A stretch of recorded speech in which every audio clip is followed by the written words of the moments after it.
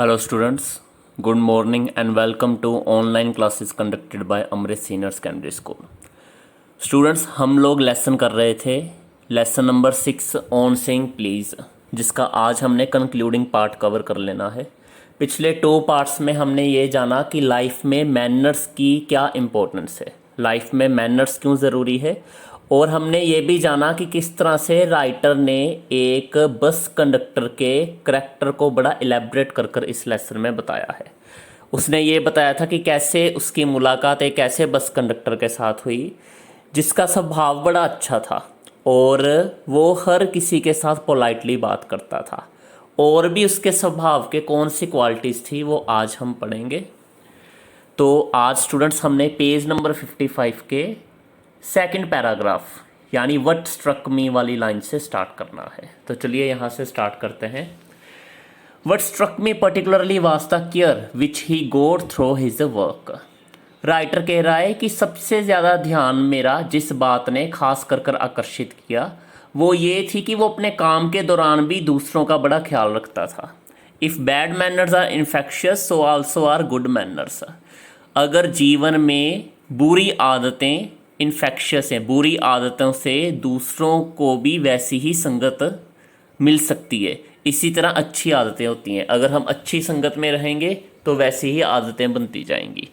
If we encounter incivility most of us are apt to become uncivil, but it is an unusually uncouth person who can be disagreeable with the sunny people. Writer यहाँ पर क्या समझाना चाहता है? Writer ये कह रहा है कि अगर हमारा सामना अशिष्ट लोगों से होता है, घटिया स्वभाव वाले लोगों से होता है, तो अगर हम उनकी संगत में रहना शुरू कर दें तो हमारा भी स्वभाव वैसा ही हो जाएगा।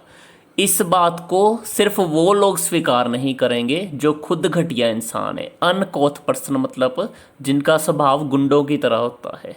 सनी पीपल मतलब अच्छे लोग, खुश रहने वाले लोग। तो खुश रहने वाले लोगों के साथ अक्सर अच्छे लोगों का स्वभाव मैच करेगा, पर घटिया लोगों का स्वभाव कभी भी मैच नहीं करेगा। घटिया लोग अच्छे लोगों की बातों से कभी एग्री नहीं होंगे। It is with manners as with the weather.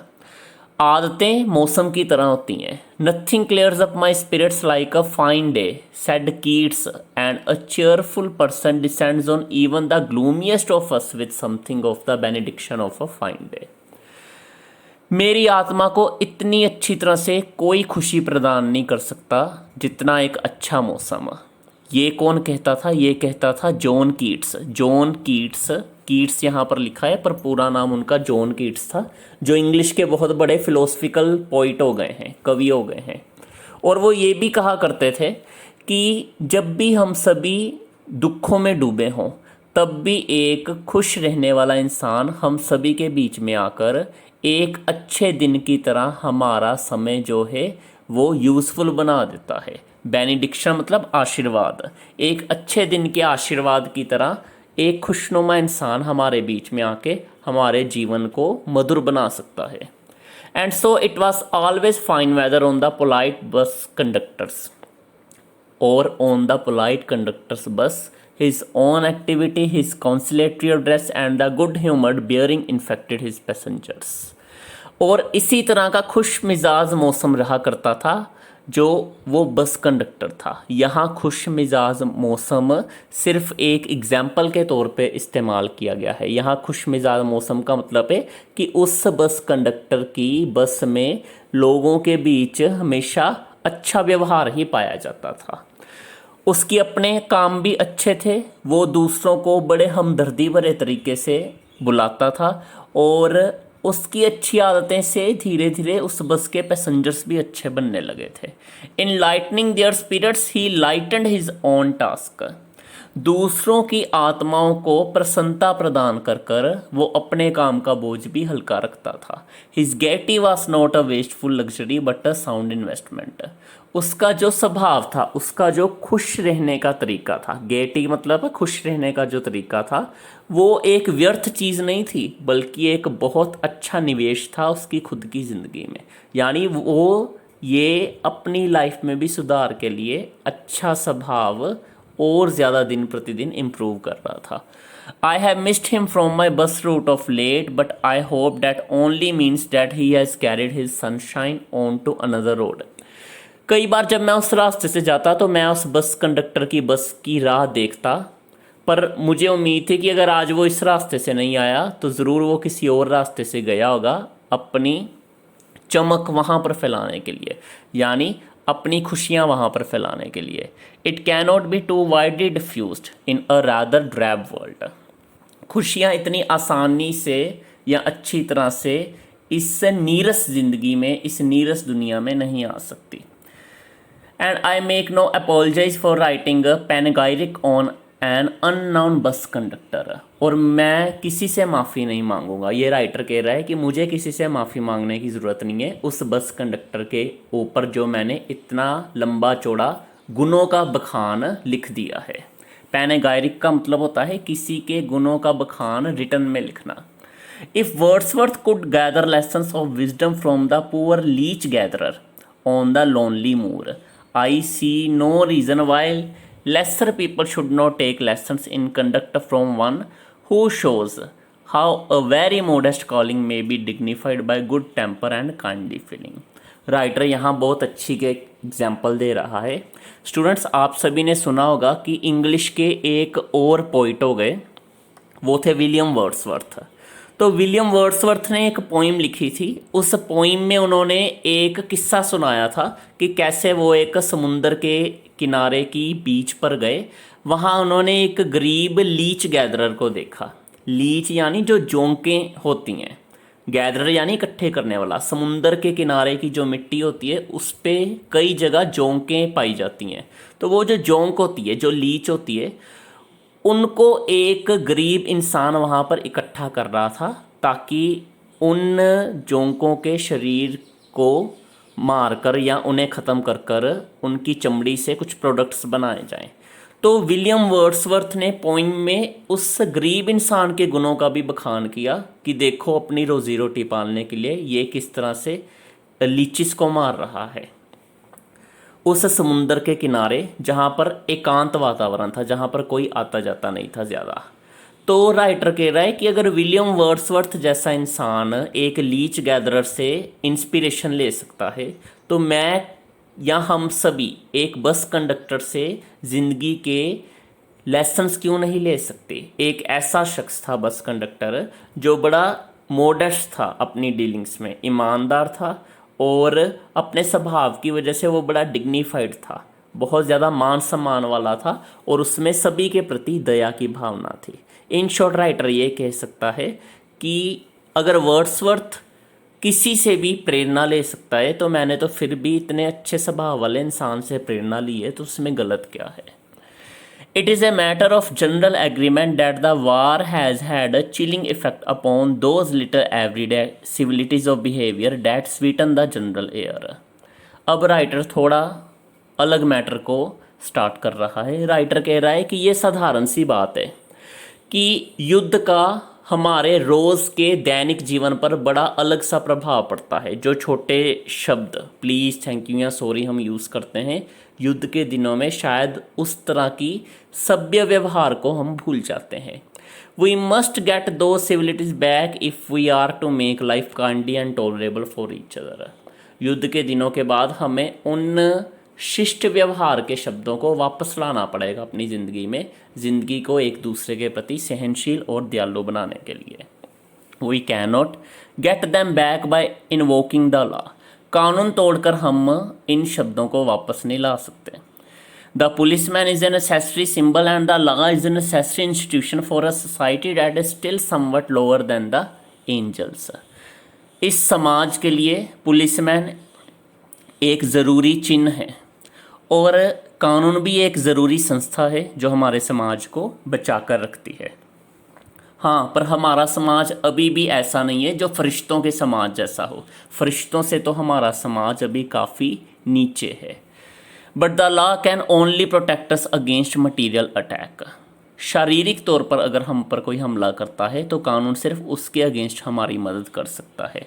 Nor will the liftman's way of meeting moral affront by physical violence help us to restore the civilities. Liftman का तरीका सही नहीं था। लिफ्टमैन का तरीके से अगर हम फिजिकल वायलेंस किसी पर करेंगे तो इससे हमारी शिष्टता वापस नहीं आ सकती। I suggest to him that he would have had more subtle and effective revenge if he had treated the gentleman who would not say please with elaborate politeness. Writer कहता है कि अगर मेरे सामने लिफ्टमैन होता तो मैं उसे ज़रूर समझाता कि तुम उस पैसेंजर को अच्छी तरह से ट्रीट कर सकते थे जिसने तुम्हें ऊपर जाने के लिए प्लीज़ शब्द नहीं कहा और तुमसे रूडली बिहेव किया था।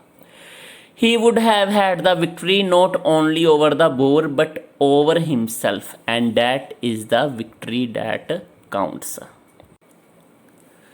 राइटर इस लाइन में क्या समझाना चाहता है? राइटर कह रहा है कि लिफ्टमैन की जीत होती ना कि सिर्फ उस बैड मैनर्ड पर्सन पर। बूर का मतलब होता है बैड मैनर्ड पर्सन। किस पर्सन की बात हो रही है? पैसेंजर की। राइटर कह रहा है कि लिफ्टमैन की उस बैड मैनर्ड पैसेंजर के ऊपर तो जीत होती ही अगर वो उसे बिना फिजिकल वायलेंस पहुंचाए लिफ्ट की मदद से ऊपर वाले फ्लोर पर पहुंचा देता। साथ ही साथ इसमें उसकी खुद की भी जीत थी और यही सच्ची जीत थी जो गिनी जाती है। The polite man may lose the material advantage but he always has the spiritual victory. जो निमर किस्म के इंसान होते हैं, जो सभ्य इंसान होते हैं, हो सकता है कि वो दुनियावी तौर पर पीछे रह जाएं, पर आध्यात्मिक जीत उनकी होती ही है। I comment to the liftman a story of Chesterfield. Liftman को मैं ज़रूर चेस्टरफील्ड की कहानी सुनाना चाहूँगा। In his time the London streets were without the payments of today and the man who took the wall had the driest footing. तो writer कह रहा है कि चेस्टरफील्ड के ज़माने में जो लंदन की गलियाँ थी वहाँ पर आज की तरह के फुटपाथ नहीं बने होते थे और जो इंसान वॉल वाले रास्ते से जाता था, यहाँ लंदन की फेमस वॉल स्ट्रीट की बात की जा रही है। वॉल यहाँ कोई दीवार की बात नहीं हो रही, यहाँ वॉल स्ट्रीट के बारे में बात हो रही है जिसे शॉर्ट में वॉल राइटर ने लिखा है। तो जो इंसान वॉल स्ट्रीट वाले रास्ते से जाया करता था तो वो बिना भीगे, बिना अपने पैर कीचड़ में डुबाए आसानी से उस रास्ते को पार कर सकता था क्योंकि वहाँ पर बारिश की वजह से कीचड़ इकट्ठा नहीं होता था। I never give the world to a scoundrel, said the man who met Chesterfield one day in the street. तो एक दिन गली में चेस्टरफील्ड को एक इंसान मिला, दोनों में बातें शुरू हुई। तो उस इंसान ने कहा कि सर मैं तो किसी गुंडे को कभी भी इस वॉल वाले रास्ते से जाने ना दूं। चेस्टरफील्ड ने आगे क्या जवाब दिया? I always do, said Chesterfield stepping with the बो इनटू द रोड। चेस्टरफील्ड ने कहा मैं तो ऐसे इंसान को ज़रूर आगे जाने दूंगा और सड़क के दूसरी तरफ उसने अपना सिर झुकाकर कीचड़ की तरफ इशारा किया। I hope the liftman will agree that his revenge was much more sweet than if he had flung the fellow into the mud. अब यहाँ स्टूडेंट बड़े ध्यान से ये चीज़ समझने वाली है। चेस्टरफील्ड उस इंसान को कहना चाहता था कि मैं तो ऐसे घटिया इंसान को पहले आगे भेजूंगा, यानी मैं उसके साथ उसकी तरह बुरा व्यवहार बिल्कुल नहीं करूँगा। और राइटर एंड वाली लाइन में ये कह रहा है कि मुझे उम्मीद है कि लिफ्टमैन को समझ आ गया होगा, लिफ्टमैन भी ये बात समझ चुका होगा कि वो और अच्छी तरह से अच्छे तौर पर बदला ले सकता था। हालांकि किसी इंसान को कीचड़ में डालना, कीचड़ में गिराना या जिस तरह से उसने लिफ्ट से बाहर धक्का मार दिया था, इन तरीके से तो कई गुना अच्छा वो शब्दों के बाण से बदला ले सकता था। पर लिफ्टमैन ने शब्दों की जगह हिंसा का इस्तेमाल किया, फिजिकल वायलेंस किया, इसकी वजह से लिफ्टमैन पर एक्शन हुआ था। तो स्टूडेंट्स आज हमारा ये लेसन कंप्लीट हुआ। बड़ा फिलोसफिकल ये लेसन था और इस लेसन में राइटर ने हमें मैनर्स की इम्पोर्टेंस समझाई थी। चलिए अब हम बात कर लेते हैं होमवर्क की। सबसे पहले आपको ऑब्जेक्टिव टाइप क्वेश्चंस दिए हुए हैं। देखिए नंबर 1, ट्रू एंड फॉल्स है। Good manners are also infectious like bad manners. अच्छी आदतें भी बुरी आदतों की तरह इन्फेक्शियस होती हैं, एक से दूसरों में फैलती हैं। नंबर 2 भी ट्रू फॉल्स है। Uncouth persons do not agree with sunny people. बुरे लोग अच्छे लोगों से किसी बात पर एग्री नहीं होते। ट्रू या फॉल्स आपने बताना है लेसन के अकॉर्डिंग। थर्ड, फोर्थ और fifth fill in the blanks है। The policeman is a dash symbol. Policeman एक ज़रूरी चिन्ह है, ज़रूरी की इंग्लिश आपने डैश में लिखनी है। फोर्थ पर है law is a necessary dash in a society, कानून एक ज़रूरी संस्था है समाज में, संस्था की इंग्लिश आपने लिखनी है लेसन से देखकर। फिफ्थ पर है dash could have his revenge by using more subtle way, dash जो था वो अपना बदला किसी और समझदारी भरे तरीके को इस्तेमाल कर कर ले सकता था। यहाँ किस डैश पर्सन की बात की जा रही है वो आपने लिखना है। सिक्स्थ, ये किसने कहा था, who said this, nothing clears up my spirit like a fine day, ऐसी कोई चीज़ नहीं है जो मेरी आत्मा को इतनी खुशी पहुंचाए जितना एक अच्छा मौसम होता है, यानी अच्छा मौसम मेरी आत्मा को ज़्यादा संतुष्टि प्रदान करता है। ये किस कवि ने कहा था, उनका नाम आपने यहाँ देना है। सेवंथ पर है सही ऑप्शन चुनिए, choose the correct answer. The meaning of word panegyric is dash, panegyric शब्द का मतलब होता है किसी की प्रशंसा में कुछ लिखना। तो दिए हुए 3 ऑप्शन में से आपने एक सही ऑप्शन को चुन लेना है।